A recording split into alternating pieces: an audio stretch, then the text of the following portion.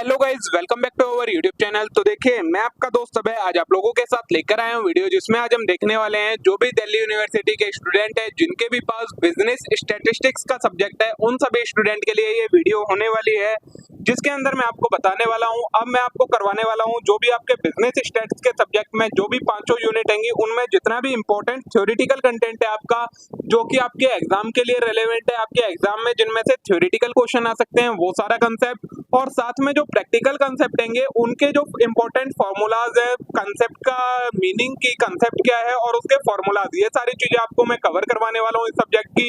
आपको one shot revision videos मिलेंगी, पांचों यूनिट की 5 वीडियोस मिलेंगी, जिनके अंदर मैं आपको एक वीडियो के अंदर एक कंप्लीट यूनिट का जितना भी थ्योरेटिकल कंटेंट है, जितने भी आपके फॉर्मूले हैं, सारी चीजें कवर करवाने वाला हूं। तो बिना देर किए शुरू करेंगे हम अपनी आज की वीडियो और देखेंगे इन वन शॉट रिवीजन को। लेकिन अगर आपने अभी तक चैनल को सब्सक्राइब ना करा हो तो चैनल को जरूर सब्सक्राइब कर लें, वीडियो को लाइक करना ना भूलें, अपने सभी दोस्तों के साथ शेयर करना ना भूलें। इसके जो ये नोट्स हैं जिसमें आपका सारा थ्योरेटिकल कंटेंट कवर है, सारे कंसेप्ट कवर हैं जो जो आपके एग्जाम के सिलेबस में दिए गए हैं, और उनके प्रैक्टिकल क्वेश्चन भी आपको दिए गए हैं। तो ये वाले नोट्स अगर आपको परचेज करने हैं चाहिए तो आप उन्हें परचेज कर सकते हैं। परचेज करने के लिए आप मेरे को व्हाट्सएप या टेलीग्राम पर डीएम कीजिए, आपको 199 में पांचों यूनिट्स के नोट्स अवेलेबल हो जाएंगे। तो बिना देर किए अब शुरू करते हैं हम अपनी आज की वीडियो। तो देखिए, आज की वीडियो में हम देखने वाले हैं जो आपकी यूनिट नंबर 3 है, जिसका नाम है simple correlation and regression analysis. इस यूनिट की complete one shot revision.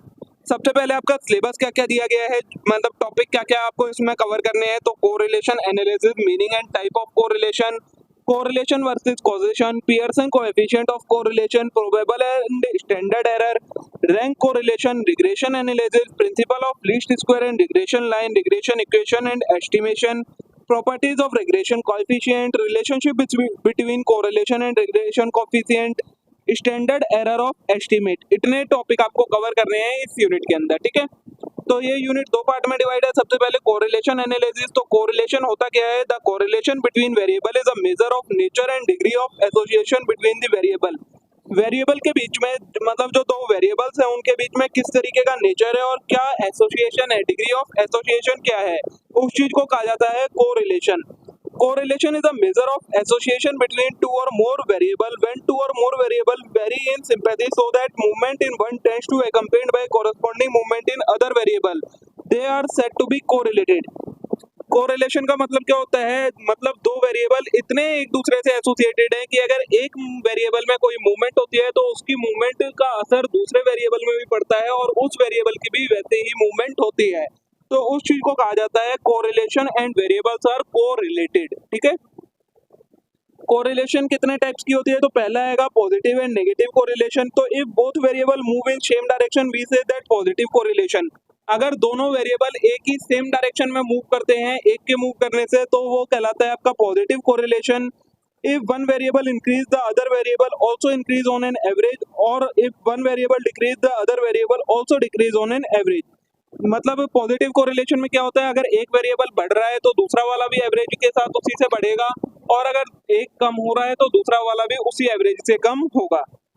On the other hand, if the variable are varying in opposite direction, we say that in case of negative correlation, movement of demand and supply. Negative correlation क्या होता है? इसमें जो variable की movement होती है वो opposite direction में होती है, मतलब अगर एक वेरिएबल बढ़ता है तो दूसरा वेरिएबल कम होगा, ठीक है। तो उस चीज को कहा जाता है आपका नेगेटिव कोरिलेशन। दूसरा होता है linear and non linear correlation. तो if change in one variable is accompanied by change in another variable in constant ratio, it is a case of linear correlation. क्या बोला है? एक वेरिएबल में जितना चेंज आता है उसी रेशियो में चेंज दूसरे वेरिएबल में भी आता है, तो वो चीज कहलाता है आपका linear correlation. On the other hand, if the amount of change in one variable does not follow a constant ratio with change in another variable, it is a case of non-linear or curvilinear correlation. लेकिन दूसरे side में अगर ऐसा होता है कि एक variable में जितना चेंज आ रहा है दूसरे में उस रेशियो में चेंज नहीं आ रहा है, चेंज आ रहा है लेकिन या तो कम आ रहा है या ज्यादा आ रहा है, तो उस चीज को हम नॉन लीनियर या कर्वीलिनियर कोरिलेशन कहते हैं। नेक्स्ट है simple partial and multiple correlation. तो if only two variable are involved in study then the correlation is said to be simple correlation. अगर सिर्फ दो ही वेरिएबल इन्वॉल्व हैं तो उसे कहा जाएगा simple correlation. When three or more variables are involved in study, then it is a problem of either partial or multiple correlation. लेकिन अगर दो से ज्यादा मतलब तीन या तीन से ज्यादा वेरिएबल इन्वॉल्व है तो फिर उसे या तो पार्शियल या फिर मल्टीपल कोरिलेशन कहा जाएगा। इन multiple correlation 3 or more variable are studied simultaneously, but in partial correlation we consider only two variable influencing each other while the effect of other variable had constant। Multiple correlation होता है उसमें क्या होता है, हम तीन या तीन से ज्यादा जो भी वेरिएबल होते हैं उन्हें साइमल्टेनियसली स्टडी करते हैं। लेकिन जो पार्शियल कोरिलेशन होता है उसके अंदर हम एक टाइम पर दो ही वेरिएबल को स्टडी करते हैं, बाकी वेरिएबल कांस्टेंट रहते हैं। ठीक है, फिर आता है difference between correlation and causation. तो the term correlation should not misunderstood as causation. Causation अलग होता है, कोरिलेशन अलग होता है। If correlation exist between two variable it must not be assume that change in one variable is the cause of change in another variable. क्या बोला है, अगर दो वेरिएबल के बीच में कोरिलेशन एग्जिस्ट करता है तो ये जरूरी नहीं है कि एक में जो चेंज आ रहा है वो दूसरे के कॉज की वजह से आ रहा है, ऐसा नहीं माना जाएगा। कोरिलेशन में ऐसा नहीं होता है। In simple word, a change in one variable may be associated with change in another variable, but this change need not necessarily be the cause of change in other variable। क्या बोला है, correlation में ये होता है कि एक variable दूसरे से एसोसिएट होता है, मतलब अगर एक में चेंज आएगा तो दूसरे में चेंज आएगा। लेकिन ये नहीं होता है कि एक में जो चेंज आ रहा है वो दूसरे वाले में चेंज की वजह से आ रहा है, ऐसा नहीं होता है। कॉज उसका वो नहीं होता है, तो उसे कहा जाता है correlation. When there is no cause and effect relationship between two variables but a correlation is found between two variables, such correlation is known as superficial correlation और nonsense correlation। तो ऐसी कोरिलेशन जिसमें कोई कॉज एंड इफेक्ट की relationship नहीं होती है, सिर्फ कोरिलेशन होता है, वेरिएबल आपस में एसोसिएटेड होते हैं, तो उसे सुपरफिशियल कोरिलेशन या नॉनसेंस कोरिलेशन कहा जाता है। ठीक है, और कॉजेशन क्या हो जाता है, कॉजेशन इसका उल्टा हो जाता है कि एक वेरिएबल में चेंज आ रहा है दूसरे में भी आएगा, और दूसरे में चेंज किस लिए आ रहा है, एक की में चेंज आया है उस रीजन से दूसरे में चेंज आ रहा है, तो वो कहलाता है आपका कॉजेशन। ठीक है, तो ये आपका डिफरेंस होता है कॉजेशन और कोरिलेशन में। नेक्स्ट टॉपिक जो है वो है पियर्सन कोएफिशिएंट ऑफ कोरिलेशन। तो Karl Pearson measure known as Pearson correlation coefficient between two variable x and y usually denoted by xy और simple r is a numerical measure of linear relationship between them and is defined as ratio of covariance between x and y to the product of standard deviation of x and y। Karl Pearson measure क्या है, जिसे हम Pearson correlation coefficient भी कहते हैं, ये क्या करता है, दो वेरिएबल x एंड y के बीच में एक न्यूमेरिकल लीनियर रिलेशनशिप बताता है कोरिलेशन की, कि इन दोनों के बीच में क्या लीनियर रिलेशनशिप है कोरिलेशन की, उस चीज को कहा जाता है Karl Pearson coefficient of correlation. ये कैसे बताता है रिलेशनशिप, ये होता क्या है, तो ये रेशियो होता है covariance of X and Y और product of standard deviation of X and Y. ये आपका फॉर्मूला दिया है कोरिलेशन इसका, कार्ल पियर्सन कोएफिशिएंट कोरिलेशन का। अब इसमें जो ये आपको covariance of X and Y है उसको कैलकुलेट करने के लिए आपको ये फॉर्मूला दिया है, और standard deviation of X and standard deviation of Y calculate करने का आपका ये फॉर्मूला दिया है। ठीक है, अगर आप ये इस तरीके से फॉर्मूला ड्राइव ना कर पाए, डायरेक्ट फॉर्मूला पुट करना चाहते हैं, तो आप ये वाला फॉर्मूला यूज कर सकते हैं। इसमें आप वैल्यू पुट करेंगे, आपका डायरेक्ट आंसर निकल कर आ जाएगा। ठीक है, प्रॉपर्टीज क्या क्या होती हैं पियर्सन कोरिलेशन कोएफिशिएंट की, तो Pearson correlation coefficient can not exceed 1 numerically, in other word it lie between -1 and +1। जो कार्ल पियर्सन कोएफिशिएंट कोरिलेशन की वैल्यू होती है वो 1 से ज्यादा नहीं हो सकती है, -1 से 1 के बीच में ही लाई करती है। फिर Pearson correlation coefficient is independent of change of origin and scale. Mathematically it is given variable x and y are transformed to new variable u and v by change of origin and scale. जो Pearson coefficient correlation होता है वो independent होता है और change of origin and scale से affect नहीं होता है। नेक्स्ट है two independent variable are uncorrelated but the converse of is not true if x and y are independent variable then R X Y is equal to 0। क्या बोला है, जो दो इंडिपेंडेंट वेरिएबल होते हैं वो अनकोरिलेटेड होते हैं और इनके बीच का जो कोएफिशिएंट कोरिलेशन होता है वो 0 होता है। Pearson coefficient of correlation is the geometric mean of two regression coefficient. इसे हम और कैसे कैलकुलेट कर सकते हैं, दो रिग्रेशन कोएफिशिएंट का हम ज्योमेट्रिक मीन निकालते हैं तो भी हमारा कार्ल पियर्सन कोएफिशिएंट कोरिलेशन निकल कर आ जाता है। फिर the square of Pearson correlation coefficient is known as coefficient of determination. Coefficient of determination which measure the percentage variance in dependent variable that is accounted by independent variable is much better and useful measure for interpreting the value of r। जो ये Pearson correlation coefficient है, अगर इसकी square कर दे तो हमारे पास क्या निकल कर आ जाता है, कोएफिशिएंट ऑफ डिटरमिनेशन निकल कर आ जाता है। ठीक है, ये आपका कार्ल पियर्सन कोएफिशिएंट कोरिलेशन था। नेक्स्ट है आपका probable error of correlation coefficient. ये भी आपका एक टॉपिक है। Probable error of correlation coefficient is such a measure of testing the reliability of observed value of correlation coefficient. जो कोरिलेशन कोएफिशिएंट आया है उसकी जो वैल्यू है उसकी रिलायबिलिटी टेस्ट करने को क्या कहते हैं? Probable error of correlation coefficient when we consider it as satisfying the condition of random sampling. इसका फॉर्मूला क्या होता है प्रोबेबल एरर कैलकुलेट करने का? तो ये 0.6745 माइनस आर स्क्वायर अपॉन में √n, ये इसका फॉर्मूला होता है। ठीक है। There are two main function of probable error. Probable error के दो फंक्शन क्या होते हैं? तो डिटरमिनेशन ऑफ लिमिट, सबसे पहले ये हमें लिमिट फाइंड करने में हेल्प करता है। तो the limit of population correlation coefficient are this, implying that if we take the another random sample of size n from the same population, then the observed value of correlation coefficient in second sample can be expected to lie between the limit given above with 0.5 probability। Limit set करने में help करता है और r को interpret करने में ये help करता है। तो the interpretation of r based on p is as under, अगर r लेस देन है प्रोबेबल एरर के, then there is no evidence of correlation, तो कोई कोरिलेशन एग्जिस्ट नहीं करेगा। अगर r ग्रेटर देन है 6 टाइम ऑफ प्रोबेबल एरर के, देन कोरिलेशन इज सिग्निफिकेंट, और r लेस देन है 6 टाइम ऑफ प्रोबेबल एरर के, तो जो कोरिलेशन होगा वो इनसिग्निफिकेंट हो जाता है। और if the probable error is small, correlation exist करता है और जो r होगा वो ग्रेटर देन होगा 0.5 के। ठीक है। ये दो फंक्शन होते हैं प्रोबेबल एरर के। इससे रिलेटेड आपको ये अब एक इलस्ट्रेशन दे रखी है सॉल्यूशन के साथ। ये सेकंड इलस्ट्रेशन है आपकी। ठीक है। नेक्स्ट है जो वो है स्पियर्समैन रैंक कोरिलेशन। तो the Pearson correlation coefficient between rank x and y is called the rank correlation coefficient.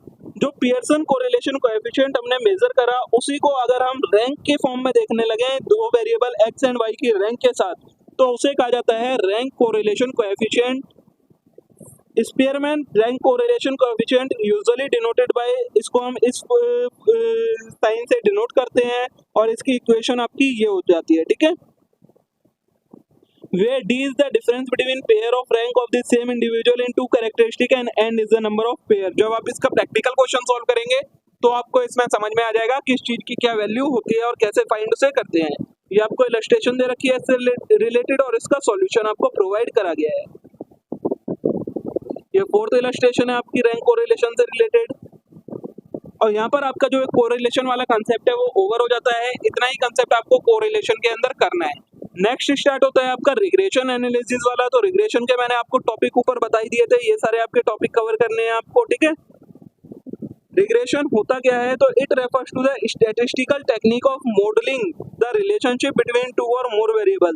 ये एक तरीके की स्टैटिस्टिकल टेक्निक है जिससे हम दो वेरिएबल के बीच में जो रिलेशनशिप होती है उसे मॉडलिंग करते हैं, मतलब एक तरीके से क्रिएट करते हैं। In general sense regression analysis means the estimation और prediction of known value of one variable from known value of another variable. इसके अंदर हम क्या करते हैं? एस्टिमेट करते हैं या फिर प्रेडिक्ट करते हैं एक अननोन वैल्यू की। एक वेरिएबल है उसकी अननोन वैल्यू है, उसे हम प्रेडिक्ट करते हैं किसकी मदद से? जो हमारा दूसरा वेरिएबल है उसकी जो नॉन वैल्यू है उसकी मदद से। तो वो कहलाता है आपका regression. It is one of the most important and widely used statistical technique in almost all science, natural, social and physical। ये सबसे important और widely used statistical technique है। Regression analysis is a powerful statistical methodology which consists in developing a mathematical equation that relate the known variable to the unknown variable। इसके अंदर क्या करा जाता है? एक mathematical equation develop करी जाती है जो कि known variable को unknown variable के साथ relate कर देता है। The non variable also called independent variable and the variable which are predicted are to be dependent variable। जो वेरिएबल हमें पता होता है, नॉन होता है, उसे हम इंडिपेंडेंट वेरिएबल कहते हैं, और जो वेरिएबल हमें प्रिडिक्ट करना होता है उसे हम डिपेंडेंट वेरिएबल कहते हैं। ठीक है। इसके अंदर आपका एक टॉपिक है प्रिंसिपल ऑफ लीस्ट स्क्वायर का। तो regression refers to an average of relationship between a dependent with one और मोर इंडिपेंडेंट वेरिएबल। तो रिग्रेशन हमारा क्या होता है? एक तरीके की एवरेज होती है रिलेशनशिप की, किसके बीच में? डिपेंडेंट वेरिएबल और इंडिपेंडेंट वेरिएबल की। सच relationship is generally expressed by line of regression drawn by the method least square. तो जो ये रिलेशनशिप होती है उसे हम रिग्रेशन लाइन की मदद से शो करते हैं, और जो रिग्रेशन लाइन हम किसकी मदद से बनाते हैं? लीस्ट स्क्वायर मेथड की मदद से बनाते हैं। तो the line of regression can be drawn graphically और derived algebraically with the help of regression equation. Before the equation of the least line can be determined, some criteria must be established as to what condition the best line should satisfy. तो जो ये line of regression है ये हम graphically draw कर सकते हैं या एल्जेब्रिकली भी निकाल सकते हैं, जो कि हम किसकी मदद से, रिग्रेशन इक्वेशन की मदद से ड्रॉ कर पाते हैं। तो इसको ड्रॉ करने के लिए हमें कुछ क्राइटेरिया होंगे, ये देखना पड़ता है कि पहले वो लाइन उन क्राइटेरिया को सेटिस्फाई कर रही है या नहीं कर रही है। तो the line satisfy the following condition, line ये कंडीशन को सेटिस्फाई करेगी। पहला है the algebraic sum of deviation above the line and below the line are equal to 0। जो सम होगा डेविएशन का above the line and below the line वो किसके, 0 के इक्वल होगा। फिर the sum of square of all this deviation is less than sum of square of deviation from any other value. जो in square के deviations का सम होगा, मतलब जो ये डेविएशन है उनकी स्क्वायर का सम होगा, वो क्या होगा, कम होगा किसी और नंबर की स्क्वायर के डेविएशन के साथ, ठीक है। फिर the line of regression intersect at mean value of variable x and y. जो रिग्रेशन लाइन है वो मीन वैल्यू पर इंटरसेक्ट करेगी। फिर when the data represent a sample from a larger population the least square line is the best estimate of population line. अगर जो data है वो एक लार्जर पॉपुलेशन से है तो जो लीस्ट स्क्वायर लाइन है वो क्या शो करेगी, बेस्ट एस्टिमेट शो करेगी पॉपुलेशन लाइन का, ठीक है। अब आती है आपकी रिग्रेशन लाइन क्या होती है। तो the two regression line indicate the nature and extent of correlation between variable. जो वेरिएबल्स होते हैं उनके बीच में जो कोरिलेशन होता है उसे दो रिग्रेशन लाइन की मदद से शो करा जाता है।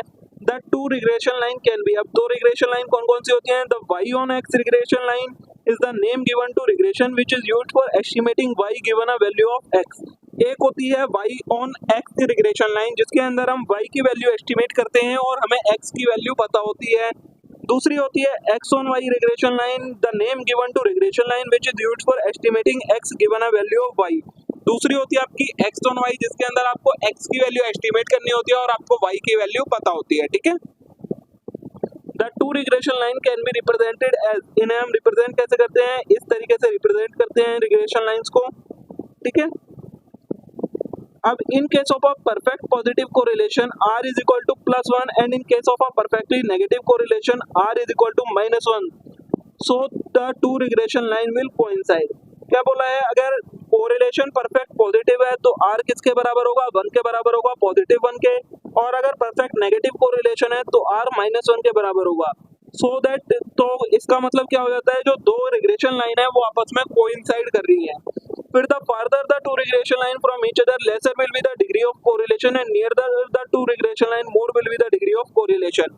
जो दो रिग्रेशन लाइन है वो जितनी दूर हैं उसका मतलब है कि उनके बीच में उतनी ही कम डिग्री ऑफ कोरिलेशन है वेरिएबल के बीच में, और जितनी पास होती है रिग्रेशन लाइन उतनी ही उनके बीच में ज्यादा डिग्री ऑफ कोरिलेशन होती है। फिर if the variable are independent the line of regression will cut each other at right angle.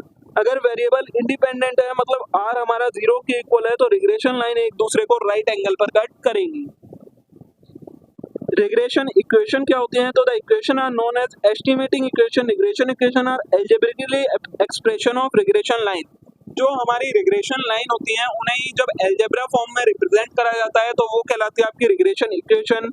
अब the regression equation of y on x की रिग्रेशन इक्वेशन हम शो करते हैं y is equal to a plus B X, और regression equation of x on y को show करते हैं x is equal to a plus B x.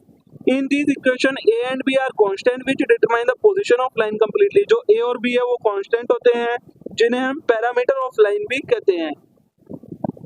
ये आपको वही रिग्रेशन इक्वेशन दे रखी है और उन्हें सॉल्व वगैरह करने का बता रखा है फॉर्मूला, ठीक है। ये आपको इलस्ट्रेशन दे रखी है इस रिग्रेशन इक्वेशन से रिलेटेड, उसका सॉल्यूशन भी प्रोवाइड करा गया है। नेक्स्ट है आपका प्रॉपर्टीज ऑफ रिग्रेशन कोएफिशिएंट। जो रिग्रेशन कोएफिशिएंट होता है उसकी क्या क्या प्रॉपर्टीज होती हैं, तो as explained earlier the slope of regression line is called regression coefficient. जो रिग्रेशन लाइंस होती हैं उनका जो स्लोप होता है उसे रिग्रेशन कोएफिशिएंट कहा जाता है।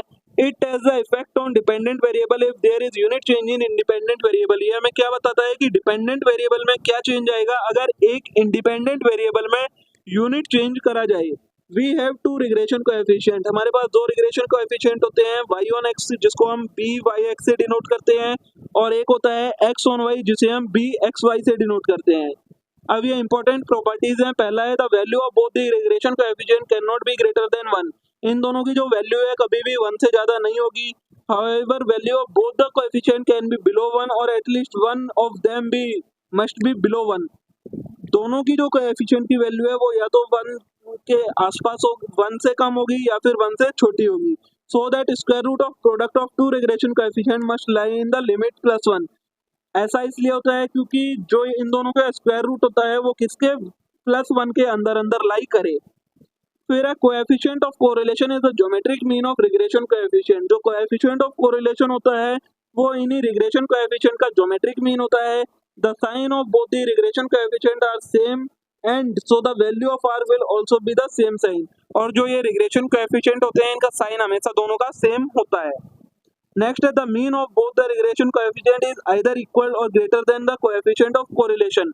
जो ये रिग्रेशन कोएफिशिएंट होते हैं इनका जो मीन होता है वो या तो इक्वल होगा या ग्रेटर देन होगा कोएफिशिएंट ऑफ कोरिलेशन के.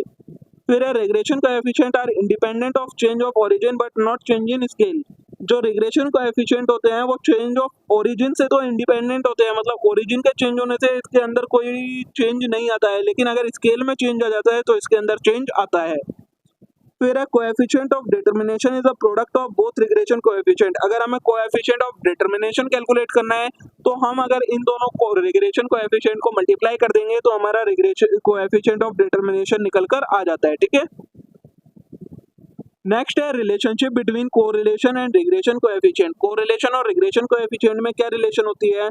Correlation literally means the relationship between two और more variable that vary in sympathy so that movement in one tend to accompanied by corresponding movement in other. Correlation में क्या होता है? ये relationship होती है दो वेरिएबल्स के बीच में, जिसमें अगर एक में चेंज आता है तो दूसरे में भी वही चेंज आता है. On the other hand, regression means stepping back or returning the average value and is mathematically measure expressing the average relationship between two variable. वहीं जो regression होता है वो क्या करता है? ये एक तरीके से mathematically relation express करता है दो variables के बीच में. Next है correlation coefficient RxY between two variable. RY is a measure of the direction and degree of linear relationship between two variable that is mutual. जो कोरिलेशन कोएफिशिएंट होता है दो वेरिएबल के बीच में x एंड y के बीच में, वो हमें क्या बताता है? डायरेक्शन और डिग्री ऑफ लीनियर रिलेशनशिप बताता है उन दो वेरिएबल के बीच में. Regression analysis aim the stabilising the functional relationship between the two variable under study and then using the relationship to predict or estimate the value of dependent variable from given value of independent variable. वहीं जो regression analysis होता है वो क्या बताता है? हमें functional relationship बताता है दोनों वेरिएबल के बीच में, और उसके बाद फंक्शनल रिलेशनशिप की मदद से जो डिपेंडेंट वेरिएबल होता है उसकी वैल्यू को प्रिडिक्ट करने में हेल्प करता है with the help of independent variable. Next है correlation need not imply cause and effect relationship between the variable under study. However, regression analysis clearly indicate the cause and effect relationship between the variable. Correlation के अंदर कोई भी cause and effect की relationship नहीं होती है, वहीं जो रिग्रेशन होता है उसके अंदर कॉज एंड इफेक्ट की रिलेशनशिप आपकी होती है. नेक्स्ट है correlation coefficient RxY is relative measure of linear relationship between x and y and is independent of unit of measurement. जो कोरिलेशन कोएफिशिएंट होता है वो लीनियर रिलेशनशिप बताता है x एंड y के बीच में और इंडिपेंडेंट होता है यूनिट ऑफ मेजरमेंट के, मतलब इसके अंदर कोई भी मेजरमेंट की यूनिट नहीं होती है.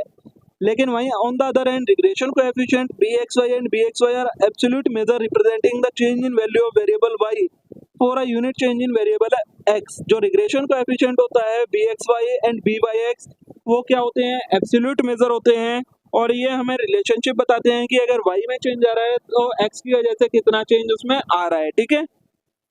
नेक्स्ट आता है there are nonsense correlation between two variable that is due to pure chance and has no practical relevance. Correlation between the size of shoe and intelligence of group of individuals. There is no such thing like nonsense regression.